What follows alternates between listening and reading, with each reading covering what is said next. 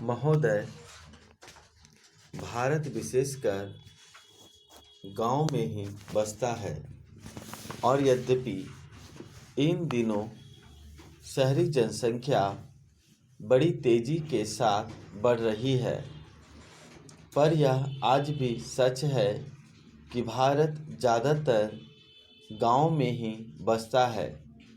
गांव और गांव वालों की उन्नति के लिए जो कुछ भी किया जाए उसका केवल स्वागत ही नहीं होना चाहिए, बल्कि उसको प्रोत्साहन देने के लिए सरकार और लोगों को प्रत्येक संभव प्रयत्न करना चाहिए। महात्मा गांधी इसलिए गांव के विकास पर बहुत जोर दिया करते थे। यह एक बड़ा शुभ विचार है कि आज उनके जन्मदिन पर इस सामुदायिक विकास योजना को प्रारंभ किया जा रहा है। इस देश में सामुदायिक विकास और सामुदायिक योजना नए शब्द हैं, पर यह विचार बहुत पुराना है।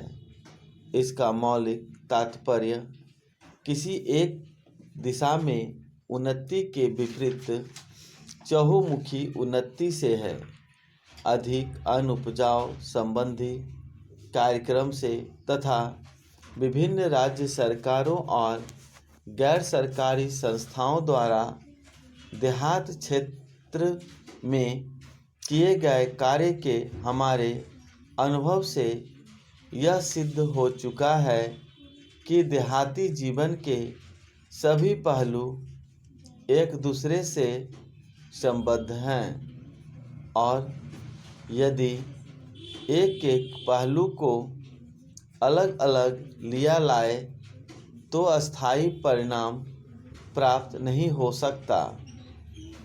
इसका यह अभिप्राय नहीं कि विशिष्ट समस्याओं को महत्व न दिया जाए, परंतु उनसे संबंधित आयोजन किसी विस्तृत योजना के ही अंग होने चाहिए और वे समस्याएं उस योजना के अंतर्गत आ जाए। इस काम में सफलता तभी मिल सकती है जब सरकारी व्यवस्था, गैर सरकारी नेतृत्व और जनता के उत्साह में परस्पर सहयोग हो और खेती, शिक्षा, स्वास्थ्य, सफाई, पशु सुधार तथा बेकारी दूर करना इत्यादि सभी प्रकार के काम एक साथ हाथ में लिया जाए।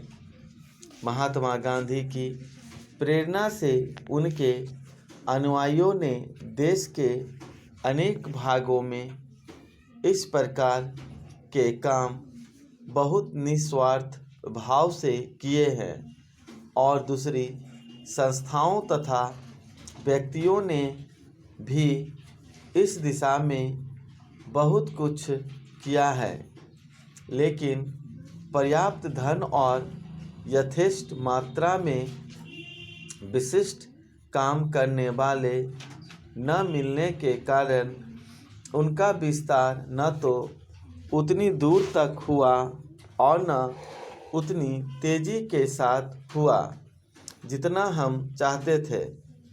भारत और अमेरिका के बीच जनवरी 1952 में हुए प्राविधिक सहयोग समझौते से इस दिशा में उन्नति की नवीन संभावनाएं पैदा हो गई हैं।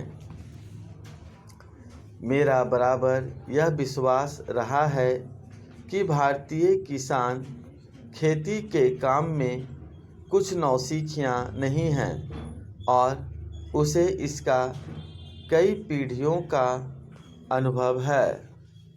बिहार के किसानों ने पिछले 20 वर्षों में जिस तेजी के साथ नए प्रकार के गन्ने की खेती अपना ली है, उससे यह बात प्रमाणित हो जाती है कि भारतीय किसान लकीर का फकीर नहीं, जो नए सुधरे हुए तरीकों को अपनाना नहीं चाहता। इसलिए आवश्यकता इस बात की है कि उसे इस बात का संतोष और विश्वास दिला दिया जाए कि किसी नई पद्धति से या किसी नई किस्म की चीज़ उपजाने से अधिक उत्पादन होगा। देश के सामने खाद्यान्नों का प्रश्न अत्यंत महत्व का है।